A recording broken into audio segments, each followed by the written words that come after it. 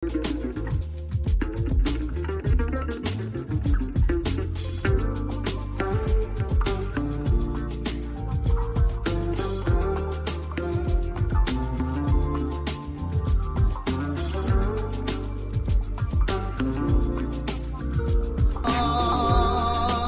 alaikum warahmatullahi wabarakatuh, everybody. I'm Preacher Moss, comedian extraordinaire. Before we get started, let me say Ramadan Mubarak. In advance, I'm hoping that everybody has a successful fast. Now, brothers and sisters, I'm here today to talk about the Islamic City 30-day challenge to love Allah more. What does that mean, Preacher? It means that we're all going to talk about the different ways that we can love Allah more, that we can dedicate ourselves and devote ourselves to the Most High, and in this special time of the year, Ramadan, get closer to our Lord. Now, the way I'm going to love a lot more, brothers and sisters, is I'm going to focus on correctness. Self-correctness, emotional correctness, spiritual correctness. Because I believe in this way I get closer to my Lord because I'm a lot more humble and a lot more open to His mercy and His wisdom. This was a big thing for me when I became Muslim, about self-correction, especially growing up in the 60s and the 70s and the 80s, hearing all the noise about what I was supposed to be as a young black man, as a young black boy. And I found this calm, if you will. This calm that was passed down for me, from my relatives, my mom, my dad, all my relatives. It was that whole idea that we could self-correct ourselves. And I found this peace in the religion of Al-Islam. Now, you can't do what I'm going to do. I mean, don't copycat. Make your own video. I already said I'm going to love a lot more because I'm going to focus on self-correction. You have an opportunity to make your own video and talk about how you are going to love a lot more. That's right. So what are you standing there for? You got a limited amount of time. Ramadan is starting in like 15 minutes. I believe that you should get out and try to figure out how you're going to love a lot more. Make a video, 2-3 minutes. Join the challenge for Islamic City to love a lot more. I'm Preacher Moss. In advance, Ramadan Mubarak, and I'll be seeing you throughout this 30 days. Take care.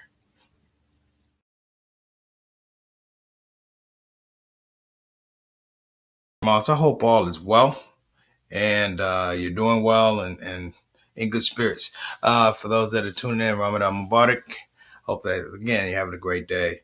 Today's topic, first of all, there's no overlay today.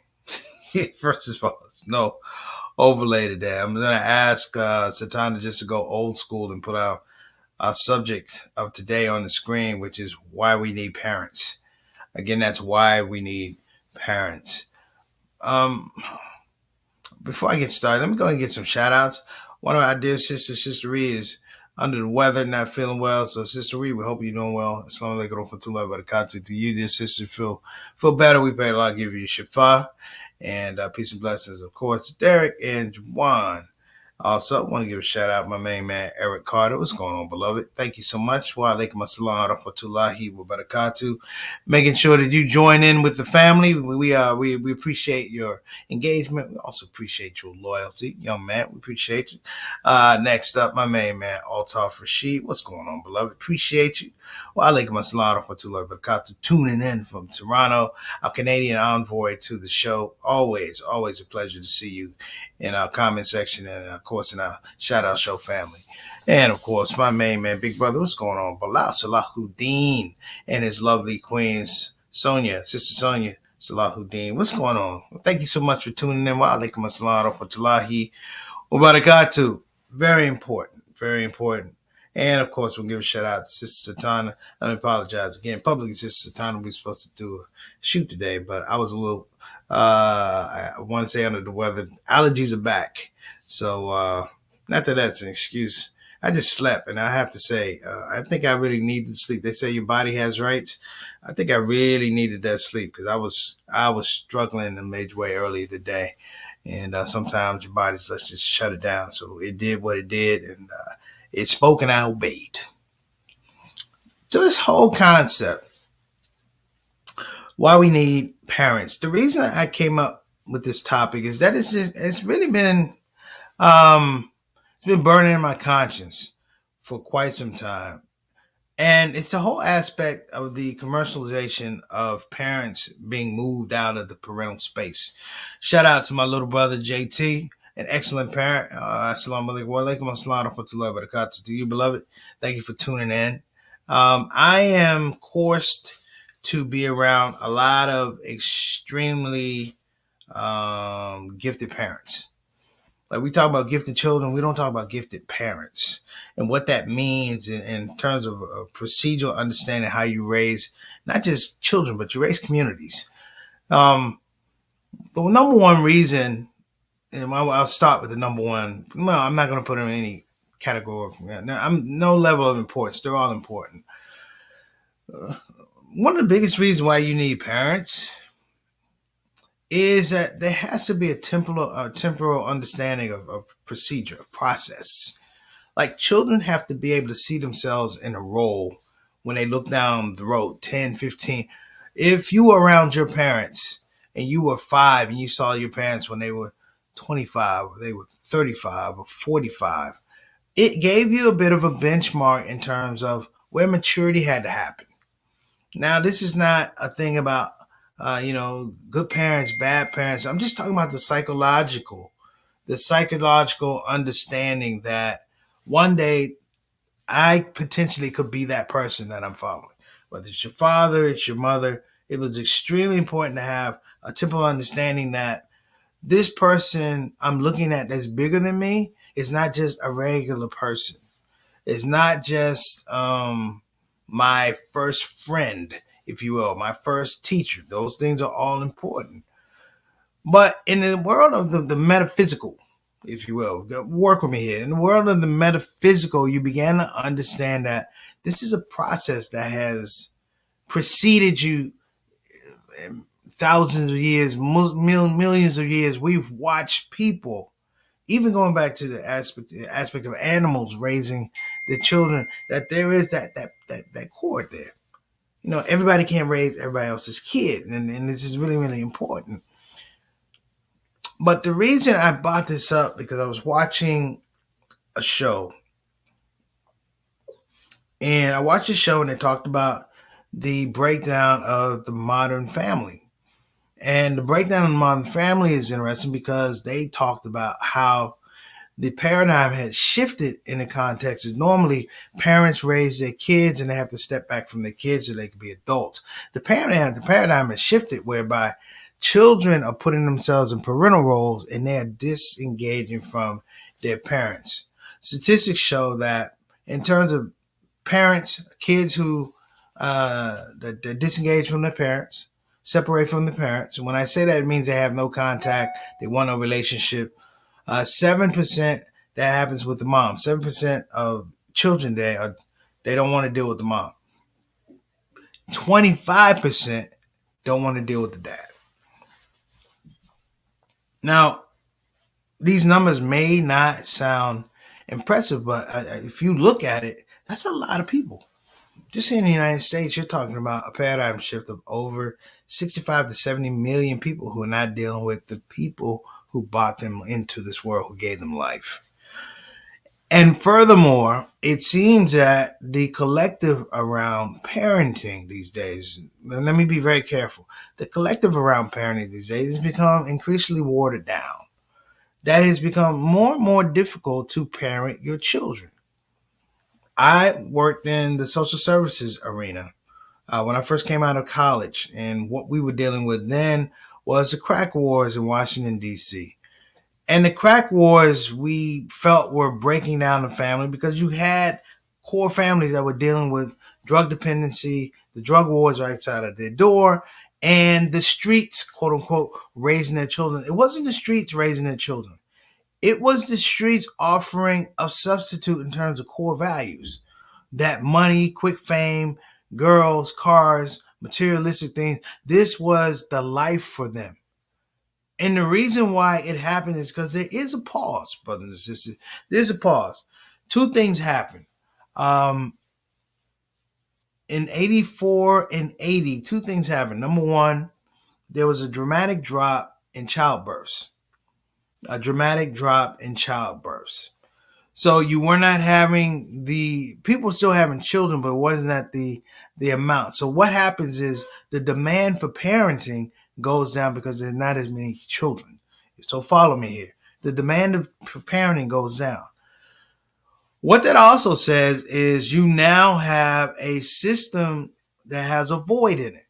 And in that void, you had things like materialism, you had hedonism, you had the idea that self gratification had to be quick and it had to be immediate, and that becomes the new core value. At the same time, and I want to make sure I get this right, at the same time, the courts began more and more and more instigating and injecting itself in the ability of parents' ability to raise their children, particularly in the social services space. This is important because in the social services space, it now becomes incumbent that you have to have outside sources, social workers, probation workers, juvenile correction work. You have to bring in a group of people that don't necessarily have your child's best interest at heart. They have a job to do. And the job is really contingent on the fact that dysfunction is apparent. Dysfunction is working at a very, very high rate. And what was going on is the ability of the parents becomes muted because they have to go through all of these systems.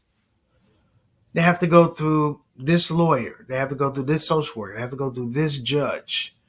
Now, this was apparent, and of course, like I said, the mid to late 80s, it built steam. But on the other side, you had the breakup of modern marriage. And I don't care what anybody says, I can be wrong, but it's extremely difficult to raise children when the mother's over here and the father's over here. Listen to me. It's extremely hard to raise children. Mother's over here, father's over here. Everybody's not in the same house. And the reason I say this is because there's not a balance of core values that's going on in the house. That if mommy says something and daddy says something, there's a space where we can have a discussion about what's valid. We can talk about the conversation, communication that you're going to put around your kids. And then the last thing that happens, which is big, and we'll take a deep dive into this, it's the inference that we trusted educational protocols that we didn't understand. I earlier said that the parent is the first teacher. The mother is the first teacher, but the parents are the first teacher. They're the first friends. And what happened is the ideology of school and education, it fell off track. What I mean it fell off track is that it wasn't as directed anymore. The idea of school vouchers, the idea of getting rid of or altering community or community education, community schooling, it furthermore hampers the ability of the parent to, I want to say, have the proximity to the child's education. The idea of being able to go home, walk to the school, or drive close to the school, and the idea that there are a thing about parental rights. There's a thing about parental rights. Let me break it down to you. See the old TV shows, Good Times, Jeffersons, All in the Family. There was a thing, and I think it happened around All of the Family, but there was a thing that shows before that.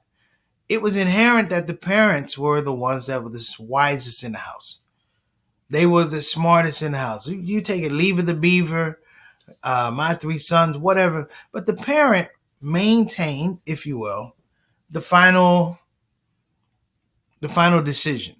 They were the last voice on a decision, and the children were portrayed as children. This is important because the children were portrayed as participants in a discussion, but they didn't make the final decision. They were allowed to present their case, if you will. Oh, Dad, I want to do this. Mom, why I got to do this? But in the end, Mom and Dad had the final word. They said what it was that needed to be said, and you moved on. Not so now. Society created a third rail in parenting, and that third rail is the one that's called television. Now the third rail and fourth rail are called television and social media. But the ideology of television coming to the home and the imposition of workforce necessity, if you will, economic disparity, it required that the work orientation change. So now mom's at work, dads are at work, and you find that the children are being babysat by the TV. That's a very, very common cliche. We say the kids are raised by TV. That's what we say. Kids raised by social media. Let me get really deep on you though. It's not that they were raised by TV. It's that there was a very, very dedicated effort. The same way that when you had cigarettes, there was an issue that with the cigarettes in the filter, they put something in the filter to ensure that there be addiction. The same thing has happened in the aspect of effective parenting. Somebody has put something in the scope of effective parenting whereby things break down. Social media is a bastard child. Can I say bastard child? I can say bastard child.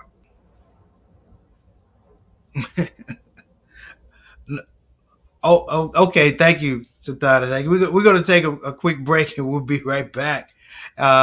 Leaving off a bastard child. We'll be right here on the Shout Out Show. Thank you.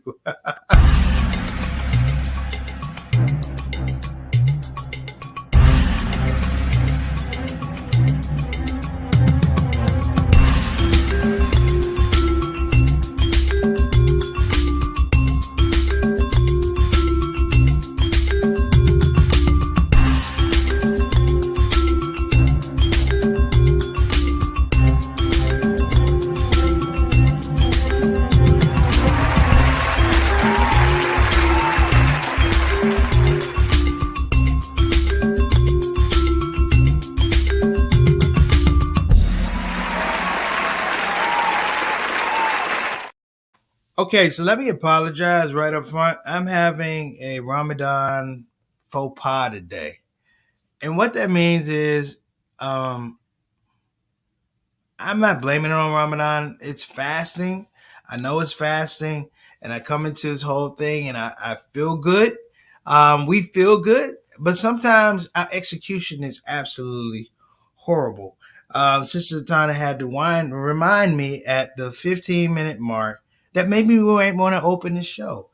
I came on earlier talking about there's no overlay. This is all on me, brothers and sisters. But this is live TV. I almost broke my neck today because I tied my shoes together by accident. Yeah, I'm gonna tell it on myself. And when I almost fell, I looked around like somebody had tied the shoes for me. Like someone's trying to hurt me. You know how you do that? You ever walk into a wall and then you question the placement of the wall? It was one of those type of things. And here I am talking about parenting, and we hadn't even gotten to the open. I don't even know we're going to get a commercial in today. It's one of those things. Forgive me. But let me get back to the fact about why we need parents. We need parents because there's a certain ordering in the stars in the universe. And if you start thinking about your parents, the anthology, the story arc of how your mother over here and your father got together, there is something that's magical that of all the just randomness in the world, that these people can somehow come together in a space of productivity and produce a child. Now, I say parents. I didn't say father and mother. I said parents. You know, anybody can be a father. Anybody can be a mother. I'm saying, though, parents are different. A dad and a mama, different. When you say so, Satana? So my point, and I know I'm over already. The reason why we need parents is that you can't have meaningful society without them. Everybody is an outgrowth of parenting. We now see, Donald Trump said something about, talking about capital gains tax. He said, if you don't like your kids or your kids don't like you, you don't have to leave the house to them. And I know it was probably a dry run at a joke or something that just didn't hit. But I stepped back and was like, all the things he says that are absolutely ridiculous, he was true on that. He was true on that. Like that actually made sense, and then I got scared. But let me broach this idea. We're gonna take a so time we're gonna take a break and put one of our ads up because I gotta do that. Let me offer this. In the overall space, the one thing that we don't have caretaking for, we have parenting classes, but you don't have a daddy class, you ain't got a mama class, you ain't got a big mama class.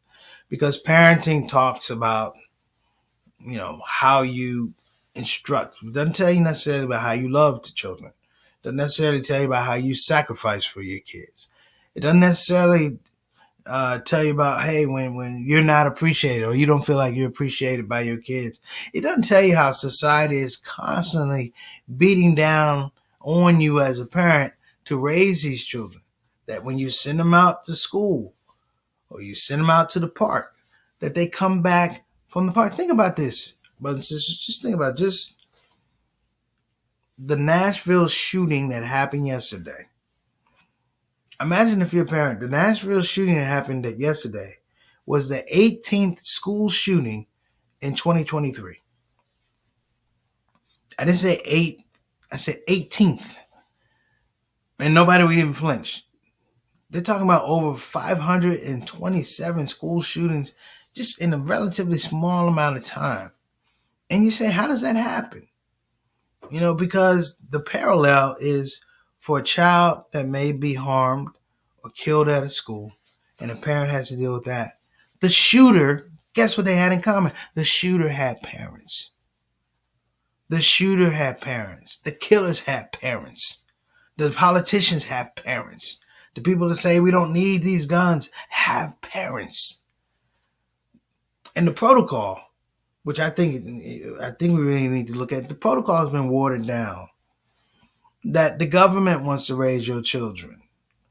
I think of it like the new wave slavery now. In slavery times, you had black kids who, they had the white masters and da. But now it's like black kids were not enough. You need everybody under the thumb of that wicked tutelage. That somehow we don't know what's best for our children. And it boils down to when kids get older that they don't know what's best for themselves. So, Don, let's take a break while we can get it in. We'll be right back here on the Shout Out Show.